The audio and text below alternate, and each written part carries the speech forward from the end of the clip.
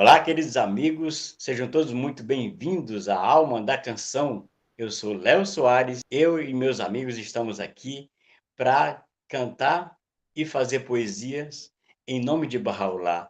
Estamos aqui num período todo especial e trazemos sempre orações, textos sagrados e, principalmente, falar sobre o que Bahá'u'lláh fez em nossas vidas através das canções. Boa noite, querido Léo, boa noite, queridos amigos. Boa noite, queridos amigos. Prazer enorme estar aqui mais uma vez, todos juntinhos, unidos venceremos. E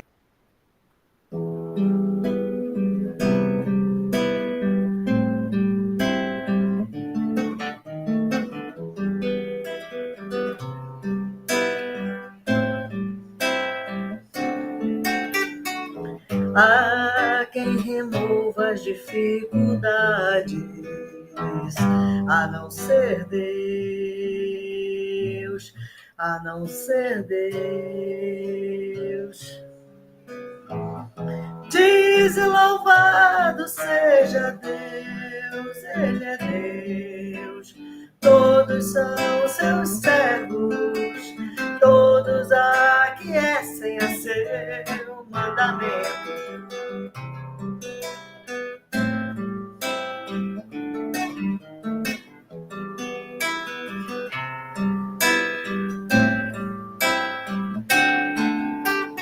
Há quem remova as dificuldades, a não ser Deus, a não ser Deus. Diz e louvado seja Deus, Ele é Deus. Todos são seus servos, todos aquecem a seu mandamento.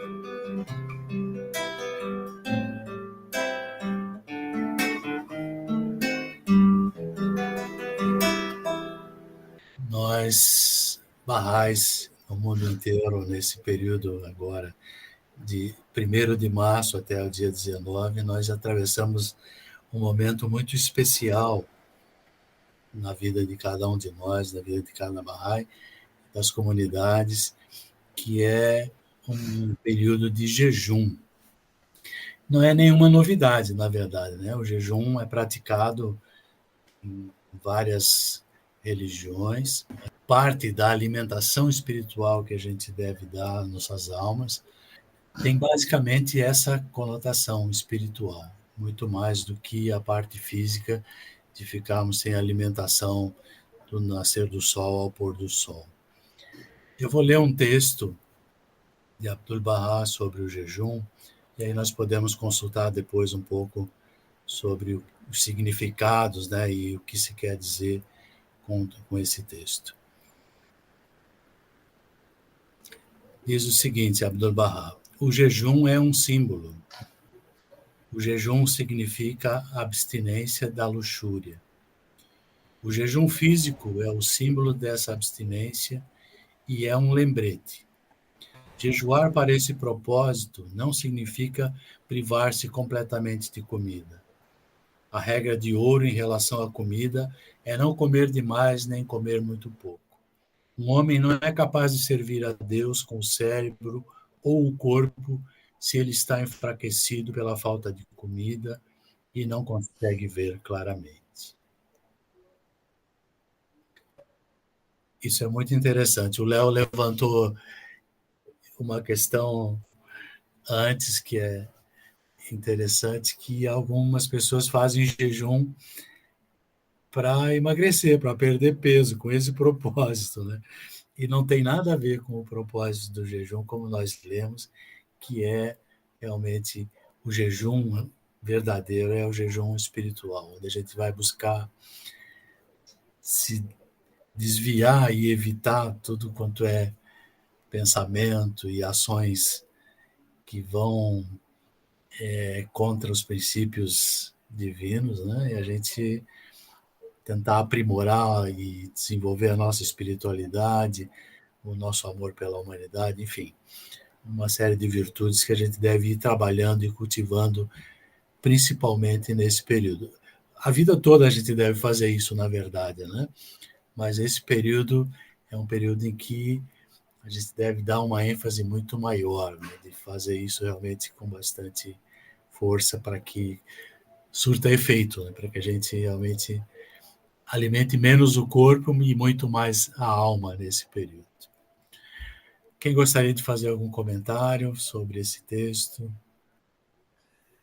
Eu, querido Max, queria apenas completar, já que você mostrou um texto de Abdu'l-Bahá, que é filho de Bahá'u'lláh, o fundador da fé Bahá'í.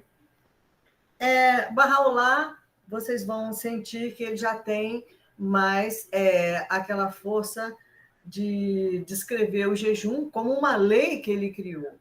Então, ele diz o seguinte, que o jejum e a oração obrigatória constituem os dois pilares que sustentam a revelada lei de Deus. Em uma de suas epístolas, Bahá'u'lláh afirma ter revelado as leis de oração obrigatória e de jejum, a fim de que, através delas, os crentes pudessem aproximar-se de Deus. Esse é o principal motivo de Deus criar essas leis, para nos dar uma oportunidade de nos purificarmos, de nos melhorarmos, para atingirmos o nosso objetivo maior de todo ser humano que acredita em Deus, que é a aproximação com o bem-amado. Uma coisa também não impede a outra. O principal objetivo do jejum é esse símbolo, né, que a gente lembra que esse mundo material é passageiro. Então, a gente é um símbolo de não depender desse mundo material, mas de uma maneira também muito moderada e muito tem uma certa disciplina e faz parte das leis de Bahá'u'lláh, como a Bia falou. Agora, existem também vários estudos que provam que esse jejum Bahá'í, da maneira como é feita e prescrita, ele não prejudica o organismo, ao contrário, ele ajuda em vários aspectos, também por estudos de médicos e cientistas que fizeram pesquisa sobre um grupo de pessoas que fez o jejum e etc. Então, quer dizer, mas esse não é o objetivo. Agora, como a gente sabe que a fé Bahá'í, tanto a religião e a ciência, elas estão de acordo, a gente sabe que fazendo segundo as prescrições não há malefício para o corpo, mas ao mesmo tempo tem o benefício dessa lembrança que agora à tarde eu fui dar uma caminhada e estava com um certo frio por causa da falta da comida. Isso me dá um pouco...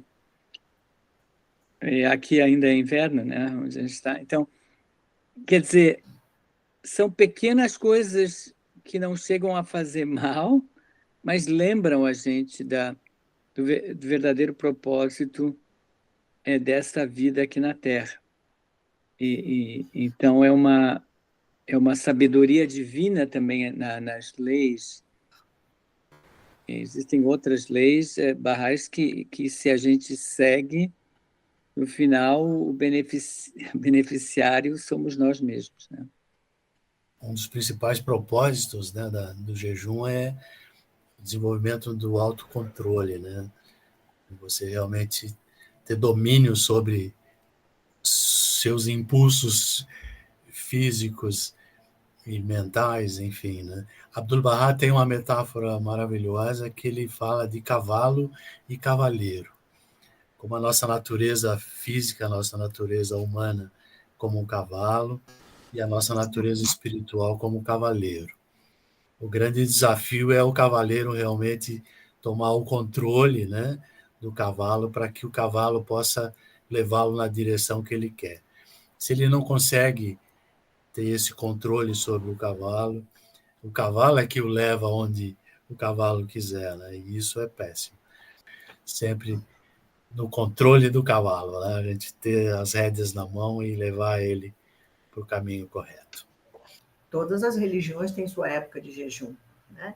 Nosso jejum são 19 dias e ele começa no nascer do sol até o pôr do sol. Durante esse dia inteirinho, nós não bebemos nem água, não nos alimentamos e também não sentimos muita falta disso. A gente come à noite, né, depois do pôr do sol, é liberado. Então, a gente se alimenta, né? E assim, acorda cedinho para se alimentar também, antes do pôr do sol. E aí você passa um dia, claro, sente um pouco de sede no início, então você sente um pouquinho de fome, mas é uma coisa, há um mistério que eu não sei nem explicar. Eu só sei que é uma coisa quente que aconchega o nosso coração. A gente não sente tanta fome, nem tanta sede de nada, só de Deus mesmo. A gente se sente quentinho, confortável e assim nos braços do bem-amado. Um grande beijo a todos e aproveitem para conhecer a fé barrada. Max se referiu em sua fala sobre o autocontrole, né? Por que você faz jejum? Porque eu amo meu bem-amado, todo-poderoso, que tem uma regra que fala, olha, tu deve fazer jejum para poder se aproximar de mim. E a outra é aquele jejum feito por nós mesmos, que a gente acha, só porque eu quero emagrecer, ou porque eu quero fazer isso ou aquilo outro, então eu tenho minhas iniciativas, que é um direito que eu tenho, qualquer um tem. Mas este primeiro nível de jejum, que é aquele que o Todo-Poderoso estabeleceu, não só com Bahá'u'lláh, naturalmente, dos manifestantes do passado também, como disse a querida Bia, estabeleceram as regras, as leis do jejum, cujo benefício só é um, é beneficiar quem faz. A gente tem essa possibilidade. E aí, eu me lembrei, enquanto vocês falavam, de desejos, coisas pequenas. Se há algo difícil para quem é viciado, é se livrar dele, se livrar do vício. Por exemplo, tomar café. Simplesmente tomar café é um vício. Na época de jejum, se o sujeito é acostumado a tomar um cafezinho, de vez em quando, chegou aquele momento do café, acendeu uma luzinha para ele tomar café. E de vez em quando, o sujeito, então, esquece que ele está no período do jejum, por exemplo, né? Opa, estou no jejum, então não vou tomar o café. Eu vou me controlar por amor a Deus, eu vou me controlar meu desejo de tomar o cafezinho e vou passar reto pelo café. Então, este exemplo pode ser com qualquer coisa. É com a comida, é com a bebida, é com comprar alguma coisa ou falar alguma coisa. De repente, a gente tem uma tendência de falar muito. Pô, você fala demais. Na época do jejum, vamos falar menos. Vamos abster-se de palavras, vamos fazer mais, né? E aí vai. Muitas coisas a gente pode se abster. O alimento e a bebida, portanto, como disse o querido Max, e citando Abdu'l-Bahá, é um símbolo. É um símbolo que chama a atenção da gente para uma realidade, tanto física como espiritual. Porque se a gente domina a natureza física, como ele falou, o cavaleiro dominando o cavalo, se eu domino essa natureza física, eu não vou ser dominado por qualquer desejo. Vou dizer, bom, eu não posso fazer isso, porque eu não sou animal, eu sou gente, eu sou humano. Aí, este é o jejum por amor a Deus. E aí eu queria compartilhar com vocês, então, um pouco da história de quem, né, revelou essa maravilha que é a lei do jejum. Chama-se Bahá'u'lláh. Aqui a canção, a poesia é um pouco, falando no sentido figurado, por assim dizer, né? Mas fala de Bahá'u'lláh. A intenção é chamar a atenção das pessoas para a história de Bahá'u'lláh, muito linda. Se vocês querem, vocês podem entrar no site, como disse aqui a Bia, bahai.org.br e ver a história de Bahá'u'lláh. Tem muita coisa bacana. Eu vou tocar para vocês. Espero que vocês gostem. Vindo da terra de Dario, o exilado acampou na margem do rio. E de lá ele proclamou que era o filho que voltou na glória do Pai. E ele cantou em Bagdá. Mas exilado foi morar numa cidade na margem do mar. Chegou de Bagdá, Bahá'u'lláh.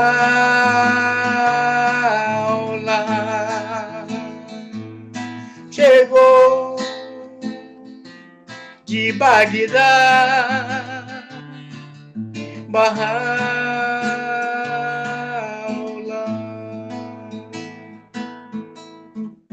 Soldados surraram o jovem rei. O que será que ele fez pra tanto sofrer? Será que ele é de Jessé? Será o filho de José e de Maria? E ele cantou em Bagdá. Mas exilado foi morar numa cidade na margem do mar. Chegou lá em Acá, Bahá'u'lláh.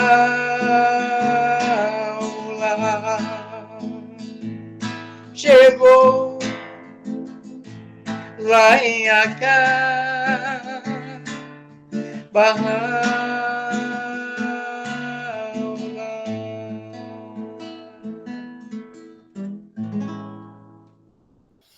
Primeiro, eu venho de uma tradição religiosa cristã e aprendi, né, dentro da religião que meus pais praticavam e eu, por tradição, também segui por um tempo, que é evangélico luterano, que as leis de Deus devem ser obedecidas, senão você vai receber um castigo, né? E o pior deles é ir para o inferno, né? Que você, cometendo pecados, você vai ser castigado por Deus, etc.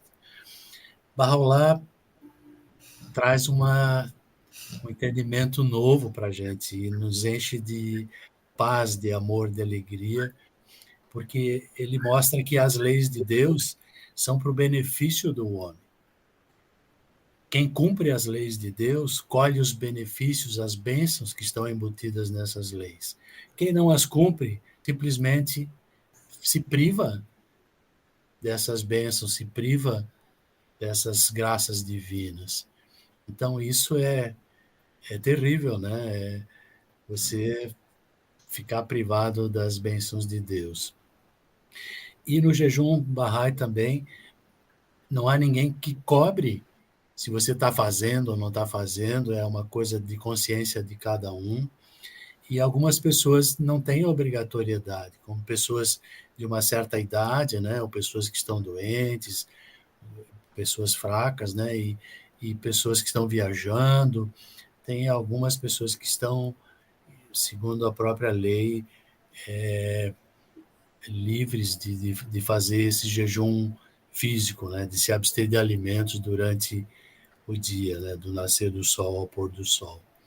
Mas, como a gente falou que isso é simbólico, muito mais simbólico, essa questão de alimento, o jejum espiritual, ou seja, esse foco no autocontrole, na parte espiritual, todos podem fazer, realmente não há nenhuma restrição. Bom, Ângela, Com você. Bom, semente. Crescer é um processo doído, dá trabalho, é sofrido, precisa de toda atenção. Como o broto que quebra a semente, se empoderam a alma, a mente, o coração. A alma, semente de homem, que o mundo consome se não cuidar. Precisa da guia divina, ter amor por rotina, meditar e orar. Essa lida, desafio de toda a vida, buscando o caminho do céu, começa a ser entendida a alma nutrida quando se adota os conselhos de Deus. Sr. Marcos Lima. Que lindo, meu Deus! Obrigado, que surpresa boa, Angela. Mas eu não é poeta, não. Eu brinco um pouquinho de escrever algumas coisas. É o sentimento, né? Porque poesia é uma expressão do sentimento que a gente traz no coração, traz pela vida fora. Isso é poesia. Maravilha. A vida é uma poesia. Muito É bom. verdade. Então, você poderia nos brindar com uma canção, Max? Pode ser, sim. É uma canção que faz tempo que eu não toco. Eu amo. Acho que é uma das canções mais inspiradas que eu já compus, que é Renascer. Adoro essa canção. Tanto a melodia quanto a letra, que é bastante interessante, bastante profunda. E descreve muito bem o que a revelação de Bahá'u'lláh provocou e provoca nos homens através da sua influência, da sua revelação.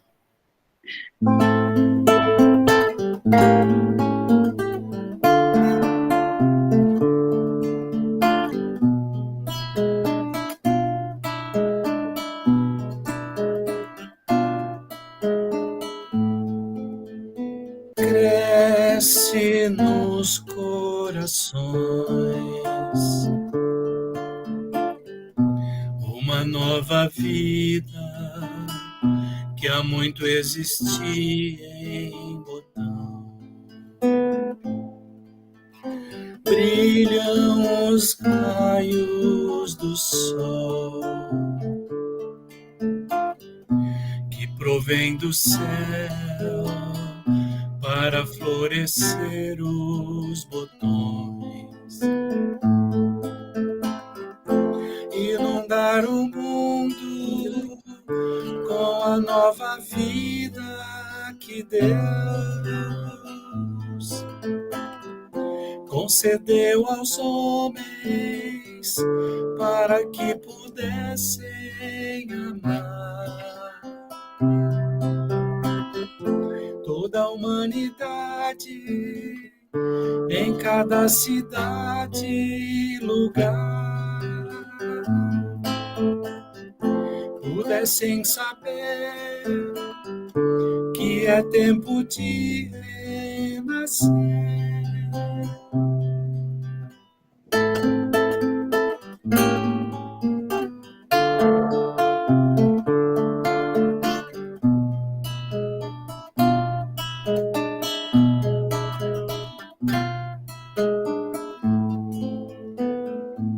Anjos se alegram no céu,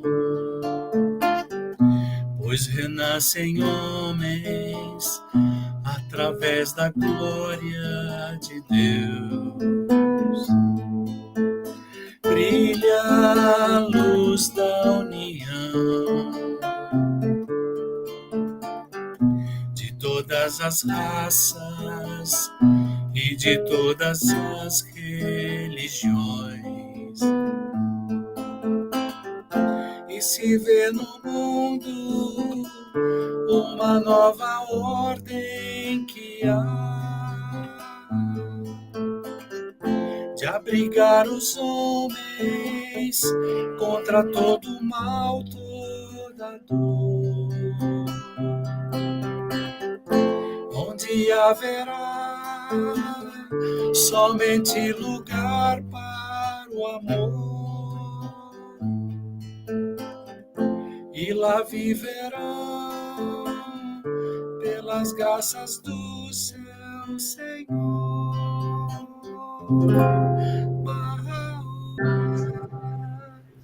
Nessa pegada aí, cantar uma música. O nome dessa música é Chegar Lá.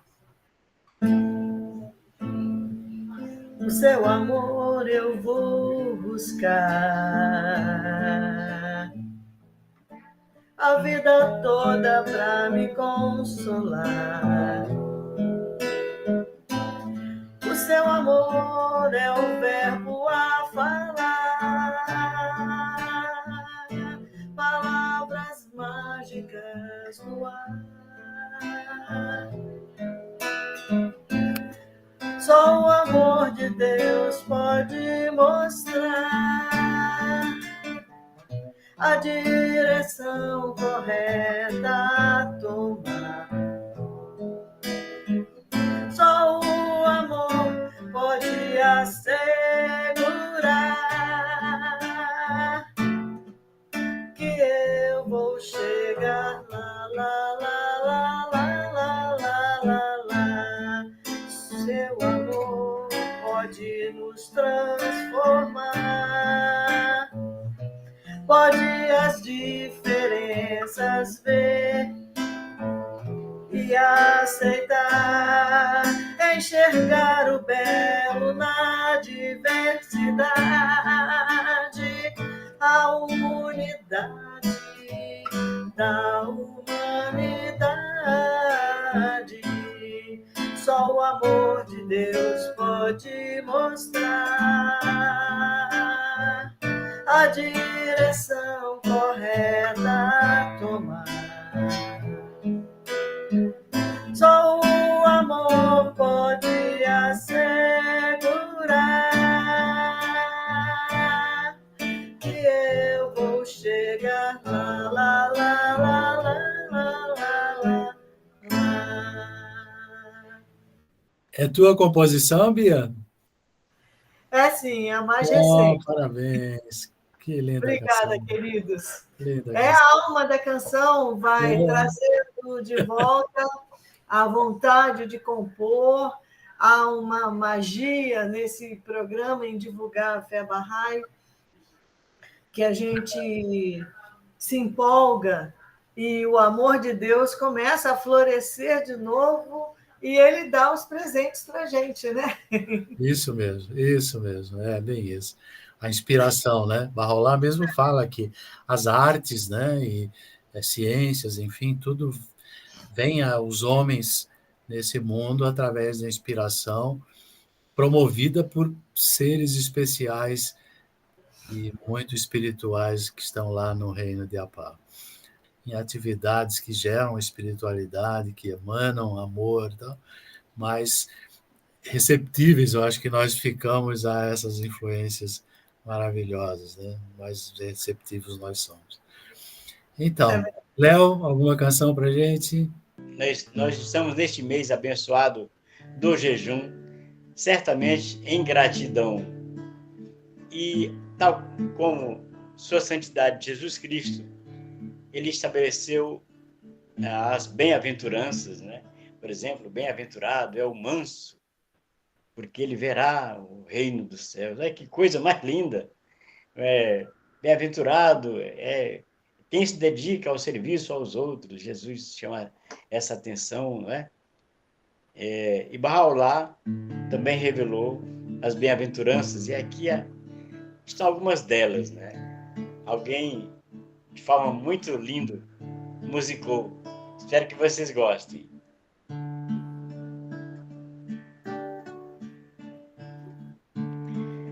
Bem-aventurado é o lugar, a casa e o coração.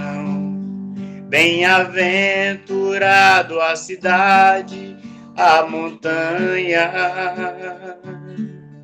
o refúgio, a caverna, o vale e a terra, o mar, o prado e a ilha, onde se haja feito a menção de Deus e celebrado o seu louvor.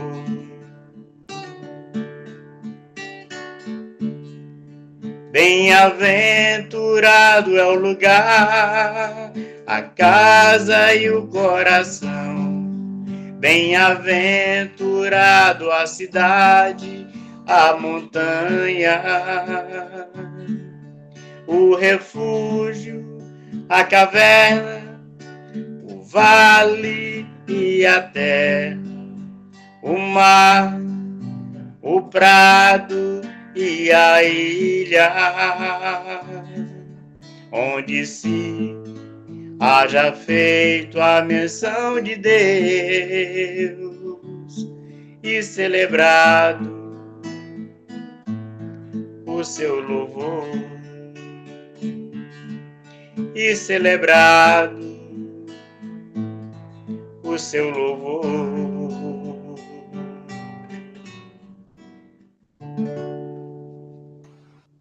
Eu queria falar um pouquinho a história de um jovem chamado Ahmad, para quem Bahá'u'lláh revela uma epístola maravilhosa que é entendida também como uma oração muito especial, com poderes especiais, Bahá'u'lláh mesmo fala.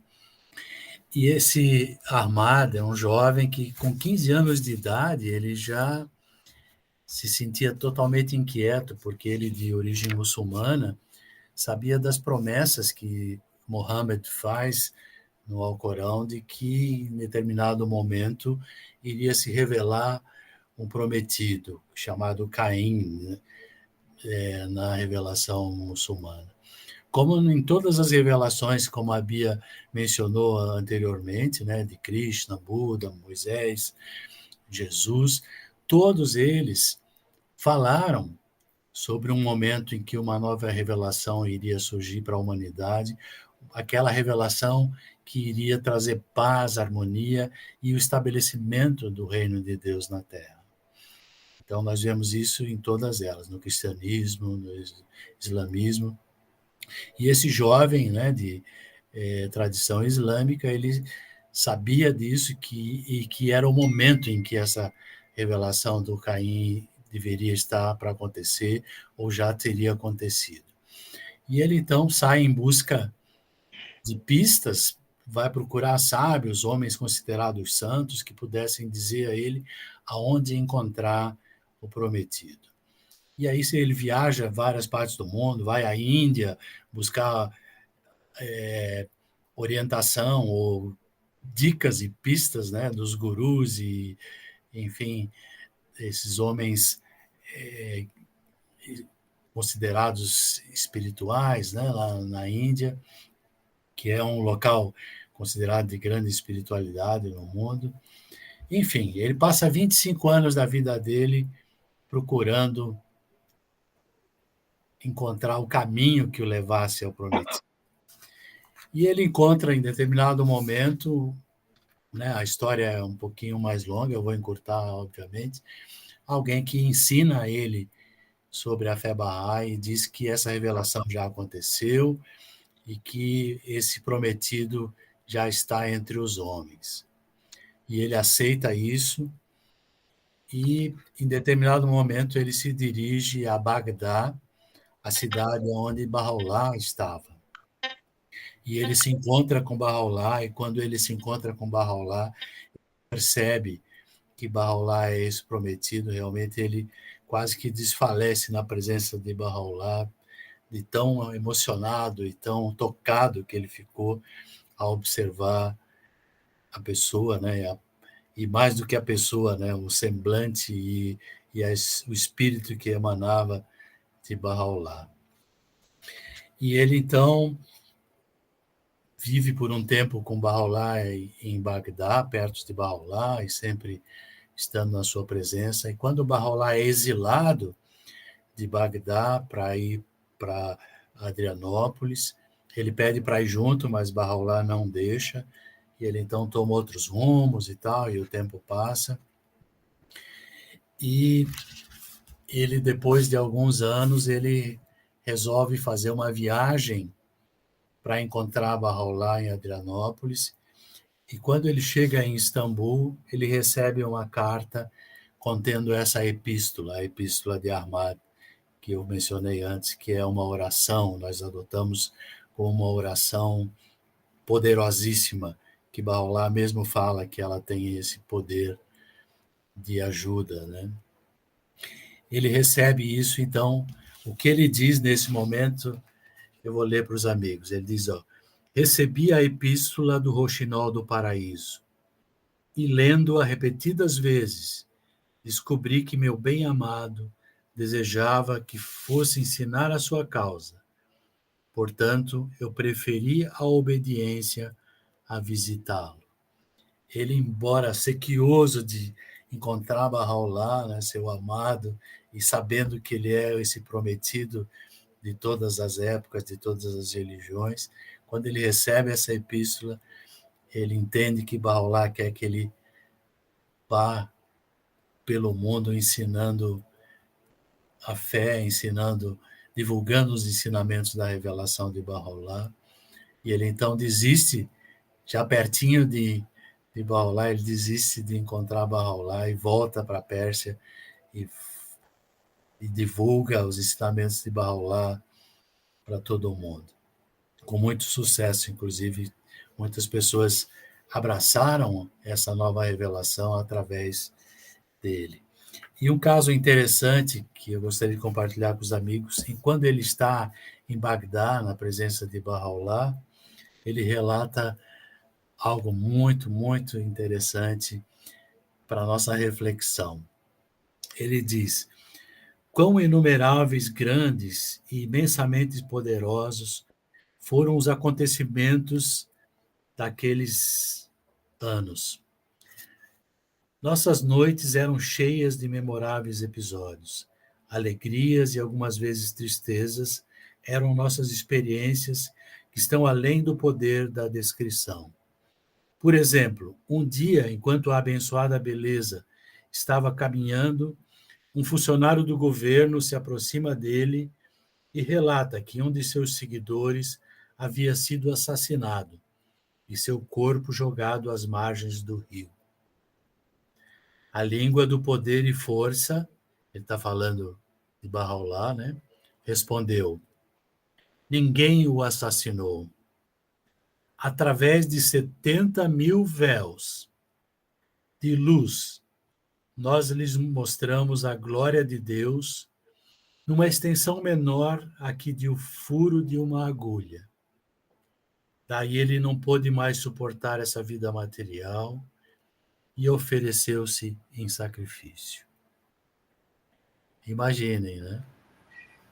Nossa! Bahá'u'lláh revelou, através de 70.000 véus de luz,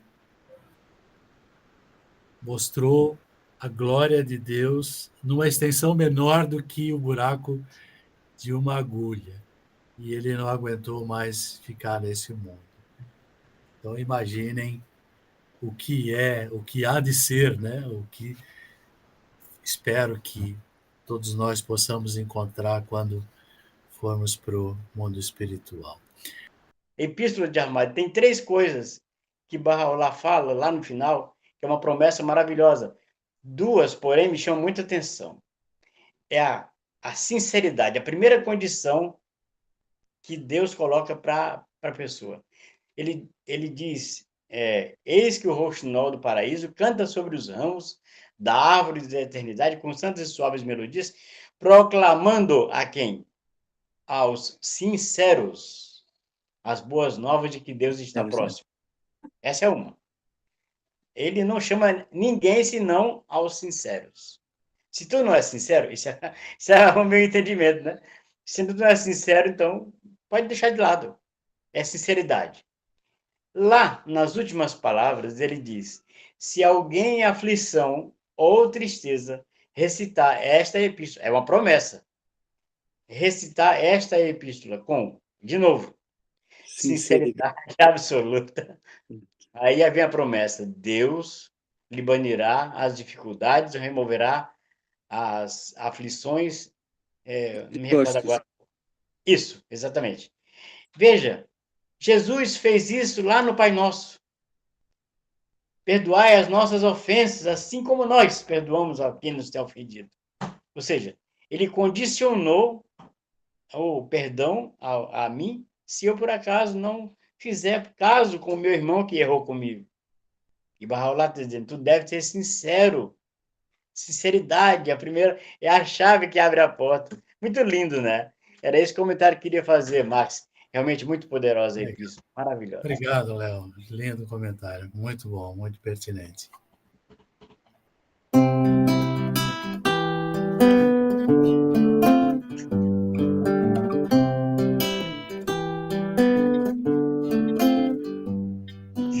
Toda manhã o sol anuncia, segue a viagem em um novo dia. Homens buscando a vida sagrada, uns pedem ao mundo, dê uma parada. Todas paradas nessa viagem são para nos dar coragem. Todas paradas nessa viagem são para nos dar coragem. Tantos amores perdidos no nada, tantos horrores por toda a jornada. Uns dão a sorte encontrar o caminho, uns nos são norte, outros espinhos. Todos espinhos dessa viagem são para nos dar coragem. Todos espinhos nessa viagem são para nos dar coragem. Bem-vinda à noite, o brilho da lua, olhar o espelho com a alma nua.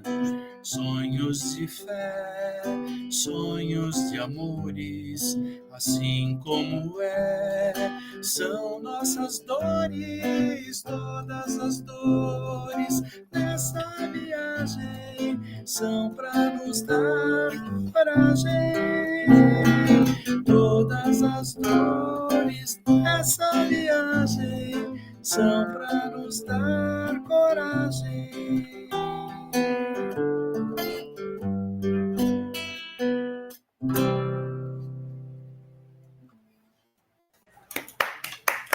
Lindo! Muito bonito, parabéns. Lindo. Todos precisamos realmente de coragem, né?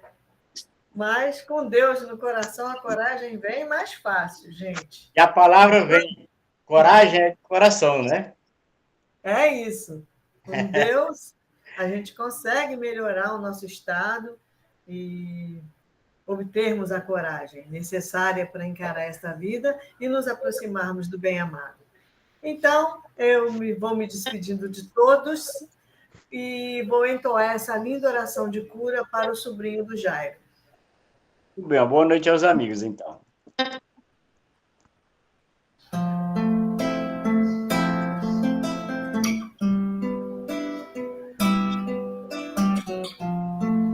Teu nome é minha cura, ó meu Deus, e a lembrança de ti, meu remédio. Aproximar-me de ti é minha esperança e meu amor forte, meu companheiro. Tua misericórdia por mim é minha cura e meu socorro deste mundo e no vindouro. Tu em verdade és o todo generoso, o onisciente, a suprema sabedoria. Teu nome é minha cura, ó meu Deus. Teu nome é minha cura, ó meu Deus.